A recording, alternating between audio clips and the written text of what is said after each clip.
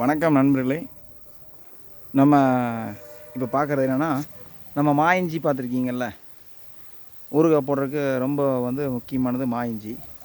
அந்த மா இஞ்சியோட நம்ம விதைப்பு எந்த கெமிக்கலும் எந்த இதுவும் போடாமல் நம்ம அட்டப்பாடியில் காராளர் ஹோம் ஸ்டே இருக்குது. அங்கே பார்த்திங்கன்னா பல வகையான செடிகளும் பழங்களும் நம்ம இப்போ போட்டிருக்குங்க. இப்போ பார்த்திங்கன்னா பாருங்கள், இது சின்ன சைஸு. இங்கே பாருங்கள், எல்லாமே நம்ம போட்டது எல்லாமே இயற்கை வழியில் போட்டது எல்லாமே நல்ல விளைச்சலை கொடுத்துருக்குதுங்க. நம்ம இது போட்டு ஒரு 3 மாதம் தான் ஆச்சுங்க. மா இஞ்சி